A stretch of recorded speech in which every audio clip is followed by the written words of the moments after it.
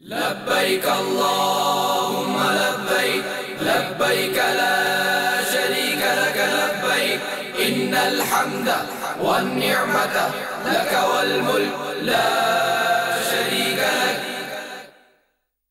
الحمد لله رب العالمين والصلاة والسلام على سيد المرسلين أما بعد فأعوذ بالله من الشيطان الرجيم بسم الله الرحمن الرحيم صلاة والسلام عليك يا رسول الله وعلى آلك وصحابك يا حبيب الله صلاة والسلام عليك يا نبي الله وعلى آلك وصحابك يا نور الله.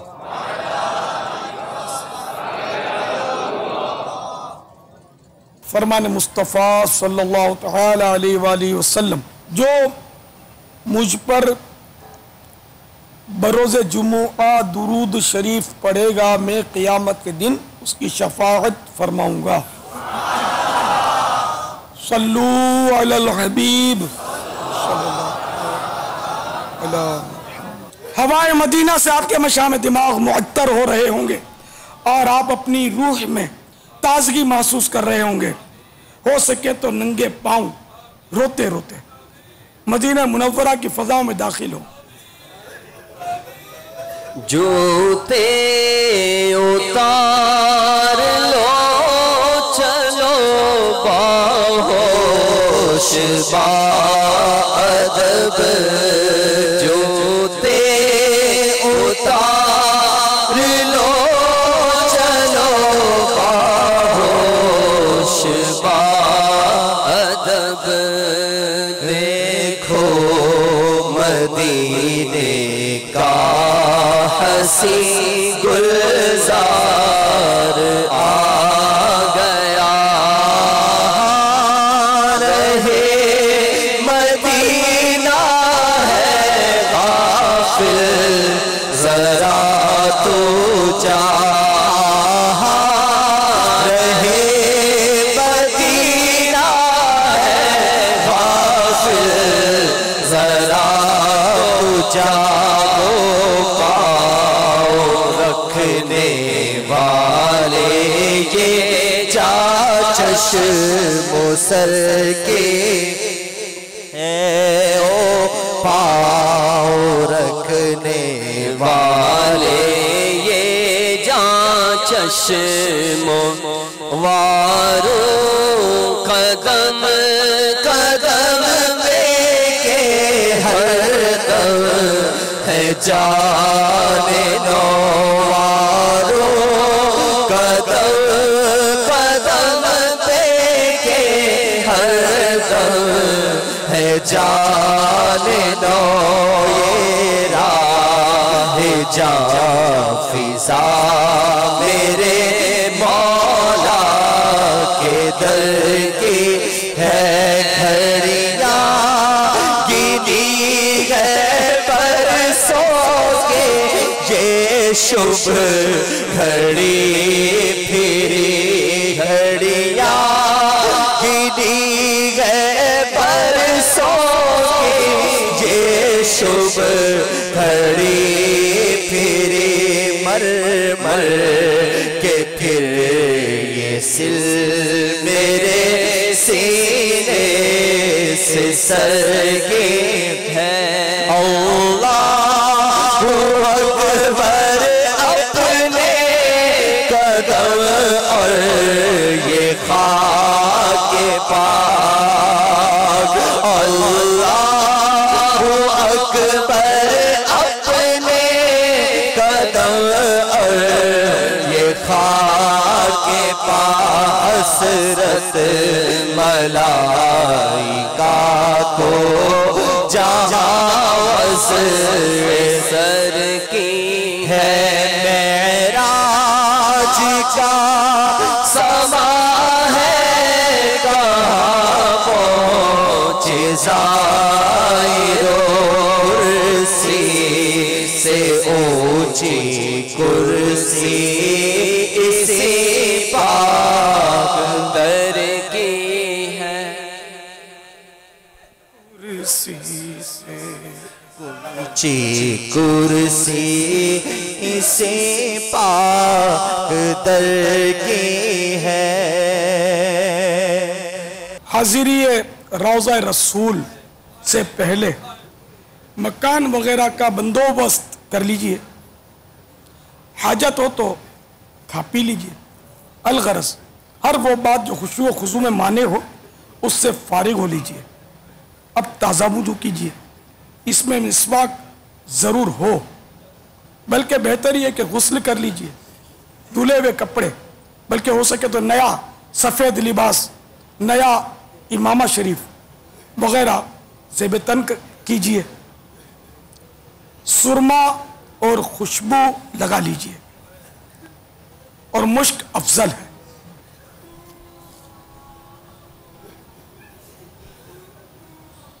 اب روتے ہوئے دربار کی طرف بڑھیے، اے لیجئے وہ سبز سبز گنبد جسے آپ نے تصویروں میں دیکھا تھا، خیالوں میں چوما تھا، اب سچ مچ آپ کی نگاہوں کے سامنے ہے۔ کیا سبز سبز گنبد کا خوب ہے نظارہ، کیا سبز سبز گنبد کا خوب ہے نظارہ ہے، کس قدر سہانا ہے، کس قدر سہانا، کیسا ہے پیارا پیارا ہے، کس قدر سہانا، کیسا ہے پیارا پیارا، کیا سبز سبز گنبد سائے میں سبز گنبد کے توڑنے بھی تو چارہ کرو خدا چارہ کرو خدا کوئی کرو نہ چارہ چارہ کرو خدا ہوتی ہے یا چھما چھم برسات دور پہ ہو نور سبز گنبد کو نور سبز گنبد پر نور ہر منارہ پر نور سبز گنبد پر نور ہر منارہ، کیا سبز سبز گنبد کا خوب ہے نظارہ۔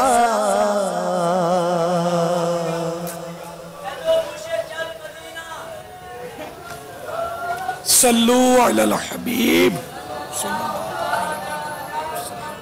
ہاں ہاں، یہ وہی سبز گنبد ہے جس کے دیدار کے لیے عاشقان رسول کے دل بے قرار رہتے اور آنکھیں اشکبار ہو جایا کرتی ہیں۔ خدا کی قسم، روضہ رسول سے عظیم جگہ دنیا کے کسی مقام میں تو کجا جنت میں بھی نہیں ہے۔ فردوس کی بلندی بھی چھو سکے نہ اس کو، خلد بری سے اونچا میٹھے نبی کا روزہ۔ دعوت اسلامی کے اشاعتی ادارے مکتبۃ المدینہ کی مطبوعہ کتاب وسائل بخشش کے صفحات 298 کے حاشیے میں روضہ کے لفظی معنی ہے باغ۔ شعر میں روضہ سے مراد وہ حصہ زمین ہے جس پر رحمت عالم صلی اللہ تعالی علیہ وآلہ وسلم کا بدن معظم تشریف فرمائے۔ اس کی فضیلت بیان کرتے ہوئے فقہاء کرام رحمہم اللہ السلام فرماتے ہیں، چنانچہ در مختار جلد 4 صفحہ 62 پر ہے، محبوب داور صلی اللہ تعالی علیہ وآلہ وسلم کے جسم انور سے زمین کا جو حصہ لگا ہوا ہے وہ کعبہ شریف سے بلکہ عرش و کرسی سے بھی افضل ہے۔ اب سراپا ادب و ہوش بنے، آنسو بہاتے یا رونا نہ آئے تو کم از کم رونے جیسی صورت بنائے، باب بقیع پر حاضر ہوں۔ یہ باب مسجد نبوی شریف علی صاحبہ الصلاۃ والسلام کے جانب مشرق ایسٹ کی طرف واقع ہے۔ عموماً دربان باب بقیع سے حاضری کے لیے نہیں جانے دیتے، نہ بھیڑ کے موقع پر، لہذا باب السلام ہی سے زائرین حاضر ہوتے ہیں۔ اس طرح حاضری کی ابتدا سر اقدس سے ہوگی اور یہ خلاف ادب ہے، کیونکہ بزرگوں کی خدمت میں قدموں کی طرف سے آنا ہی ادب ہے۔ اگر باب بقیع سے حاضری نہ ہو، اگر باب بقیع سے حاضری نہ ہو سکے تو باب السلام سے بھی حرج نہیں۔ اگر بھیڑ وغیرہ نہ ہو تو کوشش کیجئے کہ باب بقیع سے حاضری نصیب ہو جائے۔ چلا ہوں ایک مجرم کی طرح میں جانب آقا، چلا ہوں ایک مجرم کی طرح میں جانب طیبہ، چلا ہوں ایک مجرم کی طرح میں جانب آقا، نظر شرمندہ شرمندہ، بدن لرزیدہ لرزیدہ، کسی کے ہاتھ نے مجھ کو سہارا دے دیا، ورنہ کہاں میں اور کہاں یہ راستے پیچیدہ پیچیدہ، کہاں میں اور کہاں یہ راستے پیچیدہ پیچیدہ۔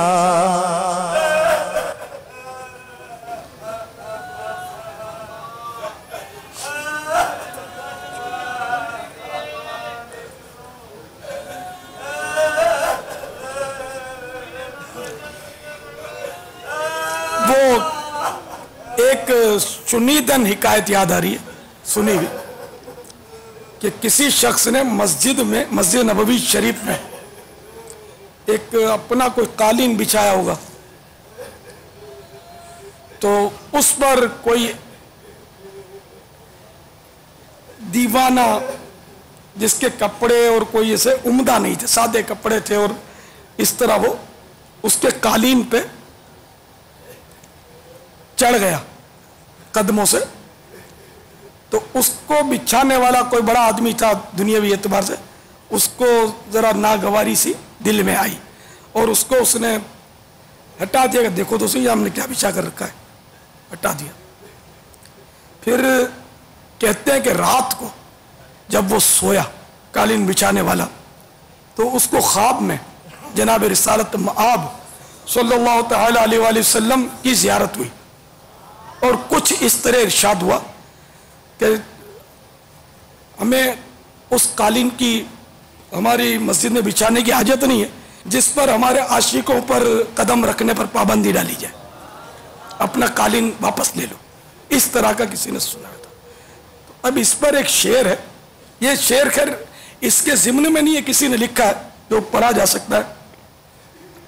اس میں ایک تو طواف کا ذکر ہے، ایک احرام ہستی کا ذکر ہے، تو شاید یہ ہمارے نعت خوان یہ سمجھتے ہوں گے کہ یہ طواف تو کعبے ہی کا طواف مراد ہوگا یہاں، اور احرام ہستی سے مراد یہ 2 چادروں کا احرام ہوگا۔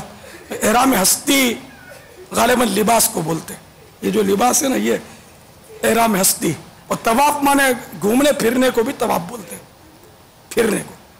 تو مدینے کی گلیوں میں پھرنا اگرچہ طواف کی اصطلاح یہاں نہیں ہوتی لیکن شعر کا مفہوم یہی ہے، تو اس مفہوم کو ذہن میں رکھ کر یہ شعر سنیے۔ طواف کوچہ جانا کے قابل کون سمجھے گا، طواف کوچہ جانا کے قابل کون سمجھے گا، میرا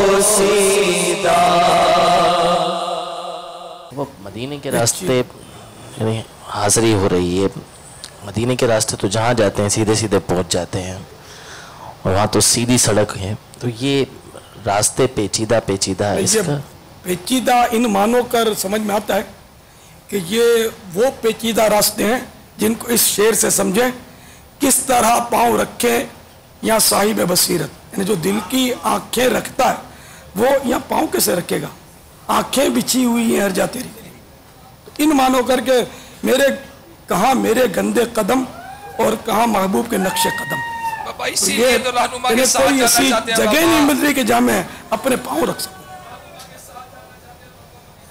تو یوں شاید ان کا شاعر کا تخیل ہو۔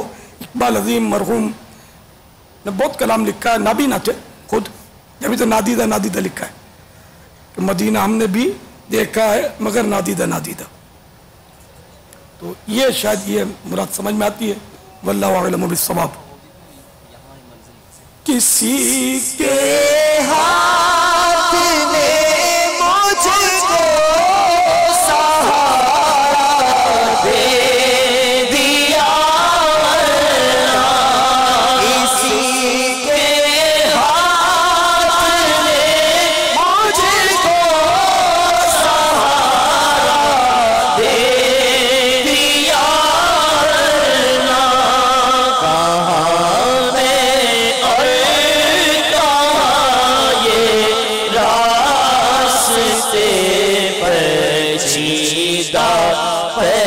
پیچیدہ کہاں میں اور کہاں یہ راستے پیچیدہ یا تو ظاہری طور پر بھی اس نے یہ ہو سکتا ہے اس کا تخیل ہو، بیچارہ نابینا تھا، اور باب جبریل کے سامنے اس وقت باب بقی یہ بعد میں بنا ہے، باب جبریل بہت پرانا عاشقوں کے دور کا ہے، یہ اب سنا بند رکھتے ہیں نا، یہ باب جبریل کھلا ہوتا ہے، قدمین شریفین میں حاضری ہو جاتی ہے وہاں سے، لیکن باب جبریل سے مواجہ کی طرف نہیں آ سکتے۔ اچھا، مواجہ شریف کی طرف نہیں آ سکتے۔ تو یہ اپنے باب جبریل کے سامنے ایک گلی جاتی تھی جو دیکھنے میں بہت تنگ گلی لیکن عظمت میں بہت بڑی گلی، بہت ہی بڑی، دنیا ساری اس کے کونے میں سما جائے۔ تو اس گلی کے اندر جائیں نا تو وہاں اہل بیت اطہار کے مکانات کہتے تھے کہ انہی بنیادوں پر اہل بیت اطہار کے مکانات تھے اور بہت قدیم مکانات تھے، پرانے مکانات. الحمدللہ ان گلیوں میں گھما پھرا ہوں میں. سن 80 میں اور اس کے بعد بھی کچھ عرصے تک وہ رہی تھی. تو یہ گلیاں واقعی یعنی کہ وہ بظاہر چھوٹی چھوٹی گلیاں جس کو ہم اپنی زبان میں یہاں پر بھول بھلائیاں کہتے ہیں. تو عین ممکن ہے کہ وہ چونکہ بیچارے نابینا تھے اور مدینے کی حاضری دی ہوگی، ان کے یہ اشعار بتاتے ہیں کہ یہ انہوں نے مدینے کی حاضری دی. اب یہ ان گلیوں میں ایک تو بیچاروں کی ظاہری آنکھیں بند، تو وہ یوں ان کو چلنے میں کچھ دشواریاں آئی ہوں، اس پر یہ شعر لکھا ہو اور کسی نے ہاتھ پکڑ لیا ہو کہ بابا چلو میں آپ کو مسجد نبوی تک لے جاتا ہوں. انہوں نے کسی کے ہاتھ نے مجھ کو سہارا دے دیا، ورنہ تو یہ ہو سکتا ہے یہ ظاہری معنی میں شعر ہو. اس لیے ہم اس کو کہیں کہ نبی کے ہاتھ نے، تو یہ شاید ہمارا تصرف بھیجا. ہم آنکھیں بند کر لیتے ہیں، آپ لے جائیں باپا. اسی طرح ہم کو آنکھیں ہم بند کر لیں گے. باپا یہ ان کا بھی ذوق تھا کہ وہ آنکھیں ظاہری نہیں تھی لیکن روزے کے پاس پہنچ کے ان کو پتہ چل گیا تھا. ایسا بھی ان کا ایک شعر ہے کوئی. ہاں وہ ہے یہ کہ بصارت کھو گئی لیکن بصیرت تو سلامت ہے. بصارت آنکھوں کی نظر کو بولتے ہیں، بصیرت دل کی نظر کو. تو یہ شاعر کہتا ہے کہ میری آنکھیں تو روشن نہیں ہیں، میری بینائی جا چکی ہے، بصارت تو کھو گئی لیکن بصیرت سلامت ہے، میری دل کی آنکھیں کھلی ہوئی ہیں. بصارت کھو گئی لیکن بصیرت تو سلامت ہے. بصارت کھو گئی لیکن بصیرت تو سلامت ہے. مدینہ ہم نے دیکھا ہے مگر نادیدہ نادیدہ. مدینہ ہم نے دیکھا ہے مگر نادیدہ نادیدہ. یعنی ظاہری آنکھیں تو میرے پاس نہیں ہیں، دل کی آنکھیں موجود ہیں. اور دیدہ مانے آنکھ، دیدہ کے معنی ہے آنکھ. تو ظاہری بینائی نہ صحیح، دل کی آنکھیں چونکہ روشن ہے تو میں نے بغیر آنکھوں کے مدینہ دیکھ لیا ہے. یہ اس شعر کا مفہوم ہے. اب دیکھیں کسی شاعر کے بعض اشعار سے میرا اتفاق یا اس کو اپنے انداز میں پیش کرنا، اس سے مراد یہ نہیں کہ اس کے ہر شعر سے ہی مجھے اتفاق ہو، یہ ضروری نہیں ہے. کیونکہ شاعر عموماً بہت کلا بازیاں کھاتے ہیں اور بڑی بھاری غلطیاں کرتے ہیں، ایسی کہ وہ آدمی کان پکڑ لے. ان کے بارے میں کچھ نہیں عرض کر رہا، اگر بعض شعر مبالغے والے اور محسوس ہوتے ہیں، لیکن اب یہ کہ یہاں ہم حسن ظن رکھیں گے کہ انہوں نے خواب میں مدینہ دیکھ لیا ہوگا، تو خواب میں تو آنکھوں کی ضرورت ہوتی نہیں ہے، نابینا خواب تو دیکھ سکتا ہے نا. تو یوں انہوں نے اس کو تخیل بنا لیا ہوگا، یا ویسے ہی اللہ چاہے تو کیا بعید ہے کہ اندھے کو بھی مدینہ دکھا دے اور اپنے محبوب کا روزہ دکھا دے. اللہ تعالیٰ کے لیے کیا بعید ہے. کسی صحابی کا واقعہ ہے کہ وہ جب نماز کا وقت آتا تھا تو آنکھیں روشن ہو جاتی تھی. ابن عباس رضی اللہ ابن تعالیٰ عباس عنہ. رضی اللہ تعالیٰ عنہ. ابھی اللہ کی رحمت ہے کہ ویسے نابینا ہو جاتے تھے جب ان کو نماز کا بہت شغف تھا، جماعت کا حد درجے ان کو جذبہ تھا کہ بہت غمگین ہو گئے تھے جب بینائی چلی گئی. تو اللہ تعالیٰ کا کرم ہو گیا کہ جب نماز کا وقت آتا تو ان کی آنکھیں روشن ہو جاتی تھی. بعد جماعت نماز پڑھ کے واپس جب گھر آتے تھے تو پھر بینائی جو تھی وہ تشریف لے جاتی. تو اللہ تعالیٰ کے لیے کیا بعید ہے. ہمیں تو حسن ظن رکھنا چاہیے. کیوں شاعر کے بارے میں قیل و قال کریں گے شعر اس نے غلط لکھا ہے. جب تک ہمارے پاس کوئی واضح کرینہ نہ ہو. تو میں صرف اعلیٰ حضرت کے اشعار کو آنکھیں بند کر کے تسلیم کرتا ہوں، باقی سب کے نہیں. ہاں اس لیے میں نے کہا کہ اب یہ کہ ہر کلام ڈھونڈنا شروع کر دیں کہ بھائی یہ کلام سارے شریعت کے مطابق، قرآن و حدیث کے مطابق ہوں گے. نہ میں ان کو جانتا ہوں، نہ میں نے ان کو دیکھا ہے نا. یہ ان کے اشعار یہ پڑھے جاتے ہیں ہمارے یہاں، تو یہ بہت اچھے اشعار ہیں. تو بھی انہوں نے اور سینکڑوں ہزاروں اشعار لکھے ہوں گے. جب تک سارے پڑھ کر اس کی مطلب کوئی تنقیح نہ ہو جائے شریعت کے اعتبار سے، اس وقت تک تصدیق تو مشکل ہے نا. انہوں نے ایک شعر لکھا ہے، ہم مدینے میں تنہا نکل جائیں گے اور گلیوں میں قصدن بھٹک جائیں گے، جان بوجھ کر بھٹک جائیں گے. میں اصل اس کے پیچھے کی حکایت سنانا چاہتا تھا. یہ شعر بظاہر بہت مبالغے والا ہے، اور کلام اس پر ظاہر ہے کہ کلام کرنے والے کلام ہی کریں گے. ہم مدینے میں تنہا نکل جائیں گے اور گلیوں میں قصدن بھٹک جائیں گے. ہم وہاں جا کے واپس نہیں آئیں گے، ڈھونڈتے ڈھونڈتے لوگ تھک جائیں گے. تو یہ شعر ہمارے یہاں ان دنوں پڑھا جاتا تھا. تو حکایت یہ بنی کہ ہمارا چل مدینہ قافلہ میں ایک اسلامی بھائی لاپتہ ہو گئے.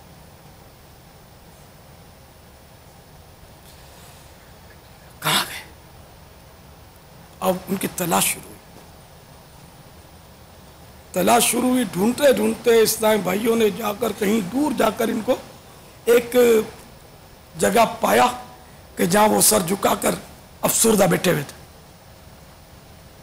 یعنی انہوں نے اس شعر پر یعنی قصدن بھٹک گئے، یہ عملی اس کا مظاہرہ کیا تھا. ہم یعنی ایک نظر سنیں گے تو وہ یہ شعر غلط ہے کہ جان بوجھ کر بھٹکنا نہیں چاہیے. بھٹک میں احد پہاڑ پر بھٹک گیا تھا سن 80 میں، اور بھٹکا بھی کیسا تھا کہ عجیب صورتحال تھی. ایک باب المدینہ کے اسلامی بھائی مجھے مل گئے تھے، ہم سیدنا حمزہ کے رضی اللہ تعالیٰ عنہ مزار پر حاضری تھی، اور احد شریف کی زیارت کے لیے ہم گئے دونوں. پھر اوپر گئے اور اوپر جا کر پھر اب اتنا آگے پیچھے نکل گئے کہ اب راستہ ہی نہیں. جدھر جاؤ ادھر وہ ڈھلان ہے تو پہاڑ، تو اب سمجھو کہ کوئی راستہ نہیں مل رہا تھا. اچھا میری اپنی کیفیت عرض کر رہا ہوں کہ الحمدللہ میں اس نے کیا کہنا چاہیے تحدیث نعمت کے لیے عرض کرتا ہوں کہ مجھے گھبراہٹ نہیں تھی، تشویش نہیں تھی. حالانکہ واقعی ہم کو رستہ پتہ نہیں تھا کہ اب جانا کدھر ہے، اور دن کا وقت تھا، دھوپ کا وقت تھا. اور میرے جو ساتھ تھے ان کو تشویش ہوئی ہوگی، کہ مجھے بہرحال کوئی تشویش نہیں ہوئی، اور راستہ بھی نہیں مل رہا تھا. کوئی ایسا تھا بھی نہیں جس سے پوچھیں، ہم دونوں ہی تھے. تو پہاڑ تھا ظاہر، کوئی وہاں زائرین بھی نہیں تھے، کچھ بھی نہیں تھا. اب کیا کریں؟ اب میں بڑا مطمئن کہ ہاں میں ہوں کہاں ہوں؟ مدینے میں. ہم کہاں ہیں؟ مدینے. اب مدینے میں بھی مطلب یہ لوگوں کو تشویش کی بات ہے. آقا کے پہاڑ پر آئے، اور اس پہاڑ پر کے جو جنتی پہاڑ ہے، اس پہاڑ پر کے جس کے بارے میں آقا صلی اللہ تعالی علیہ وآلہ وسلم نے فرمایا ہے کہ یہ مجھ سے محبت کرتا ہے، میں اس سے محبت کرتا ہوں.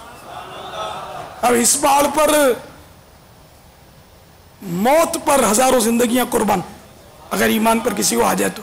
خیر تو میں الحمدللہ مطمئن تھا، اور میں تو لیٹ گیا، ٹانگیں پھیلا دی. یعنی کہ میں لیٹ گیا اور میں وہ شعر پڑھتا تھا، لاشا میرا طیبہ کے بیاباں میں پڑا ہو، اور روح بنے بلبل بستان محمد صلی اللہ تعالی علیہ وسلم. یعنی کاش میری لاش مدینے کے جنگل میں بیابان میں پڑی ہو، اور میری روح جو ہے وہ میرے آقا کے باغ کا بلبل بن کر اڑتی پھرے. یہ مولانا جمیل الرحمن صاحب رضوی علیہ رحمۃ اللہ القوی کا شعر تھا جو میں نے ابھی پڑھا. خیر یہ ہوا، لیکن بعد میں الحمدللہ میں آپ کے سامنے ہوں. اس کا مطلب یہ کہ وہ لاشا میں رواں فی الحال گرا نہیں ہے، لیکن تمنا ہے،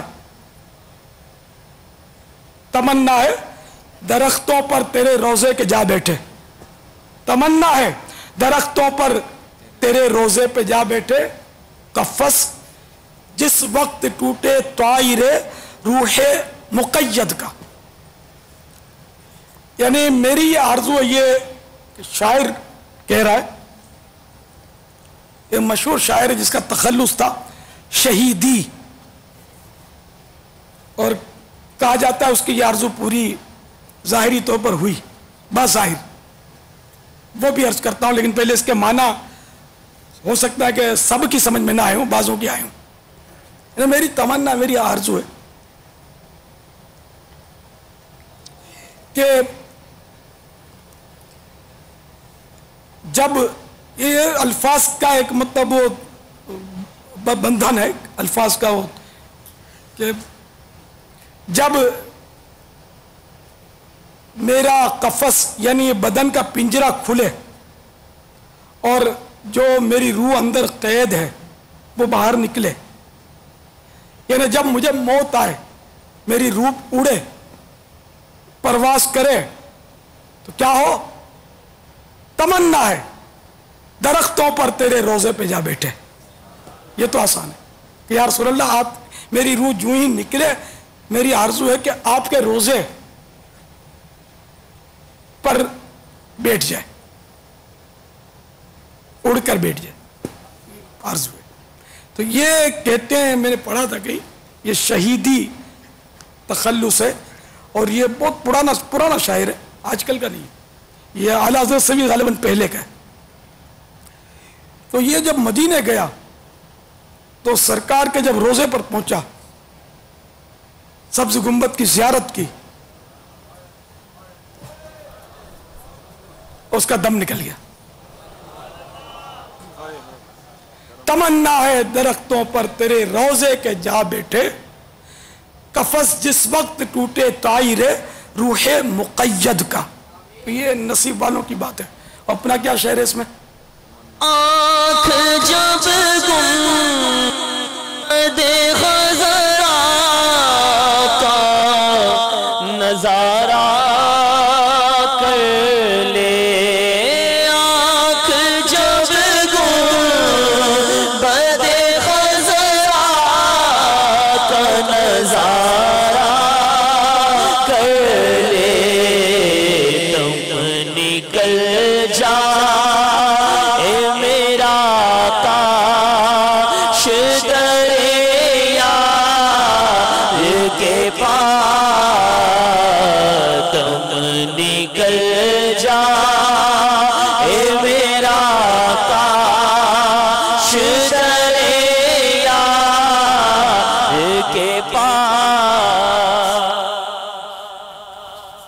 اے کاش، 100 کروڑ کاش. ہے تمنا اتار یا رب،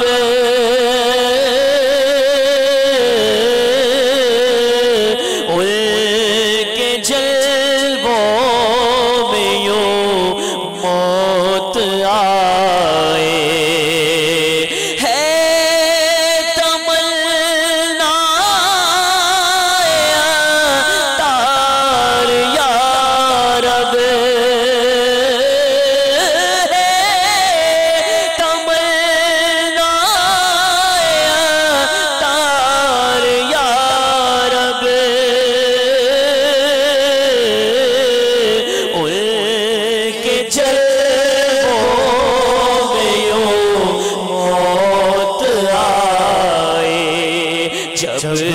تڑپ کر گھرے میرا لاشا، جب تڑپ کر گرے میرا لاشا،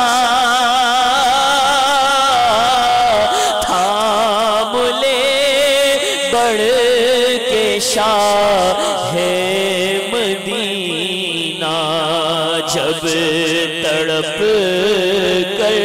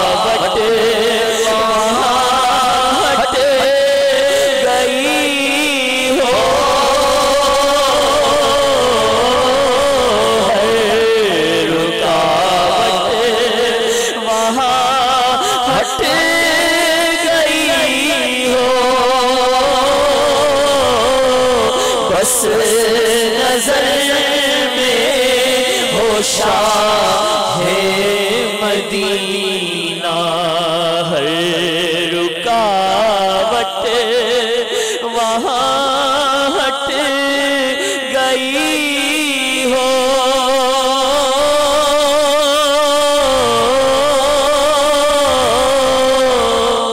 بس نظر میں ہو شاہ مدینہ۔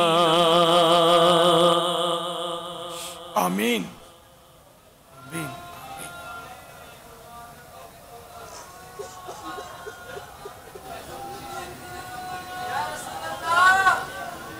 مجھ کو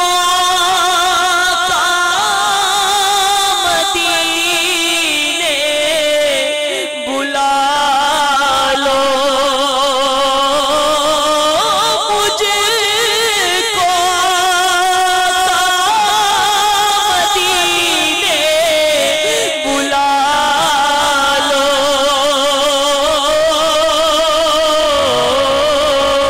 حسرت ساری نکالو، غوث اعظم کا صدقہ نبھا لو،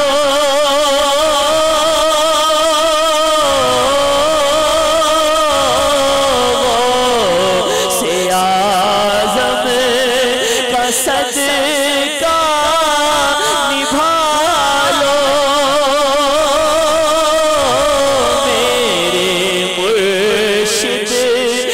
صدقہ نبھا لو،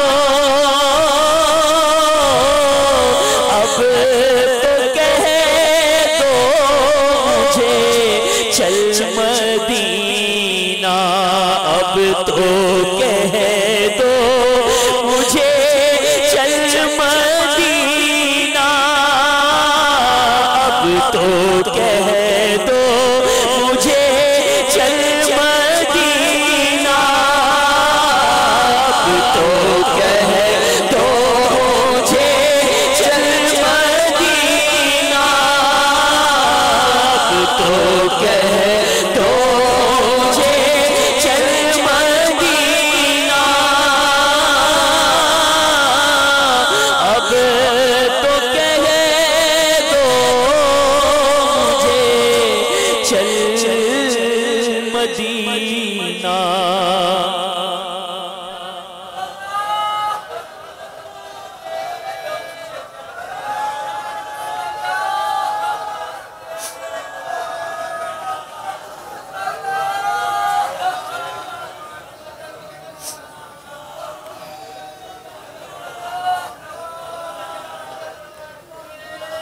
صلو علی الحبیب صلی اللہ علیہ وسلم۔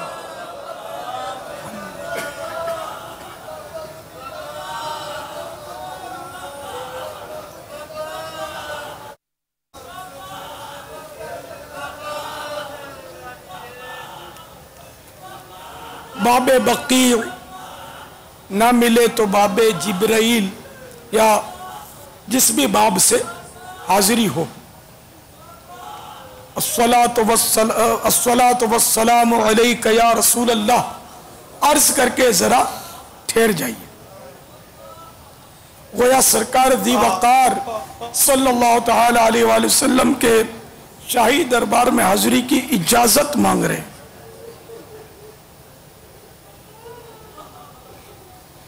اب بسم اللہ الرحمن الرحیم کہہ کر اپنا سیدھا قدم مسجد شریف میں رکھیے اور ہمتن ادب ہو کر داخل مسجد نبوی شریف علی صاحبی الصلاۃ والسلام ہوں۔ اس وقت جو تعظیم و ادب فرض ہے وہ ہر عاشق رسول کا دل جانتا، ہاتھ پاؤں آنکھ کان زبان دل سب خیال غیر سے پاک کیجیے اور روتے ہوئے آگے بڑھیے، نہ ارد گرد نظریں گھمائیے، नहीं मस्जिद शरीफ के नक्शो निगार देखिए, बस एक ही तड़प, एक ही लगन और एक ही ख्याल हो कि भागा हुआ मुजरिम अपने आका सल्लल्लाहु तआला अलैहि वसल्लम की बारगाह में पेश होने के लिए चला है। ये बारगाह बेकस पनाह है, यहीं मुजरिमों को अमान मिलती है। छोड़कर आपका दर जाए सरकार किधर, छोड़कर आपका दर जाए सरकार किधर, सदका हसनैन का दो वरना मर जाएंगे हम। चला हूं एक मुजरिम की तरह मैं जानिबे आका, चला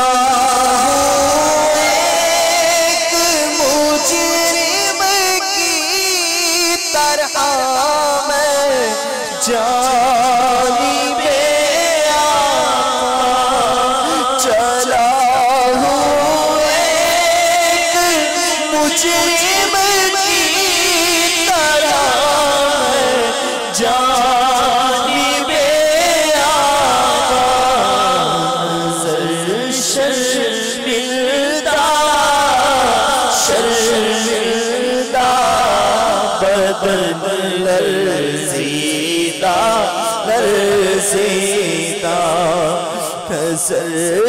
शर्मिंदा शर्मिंदा ज़ीदा ज़ीदा। लब्बैक अल्लाहुम्मा लब्बैक, लब्बैक ला शरीक लक लब्बैक, इन्नल हम्द वन निअमत लक वल मुल्क ला शरीक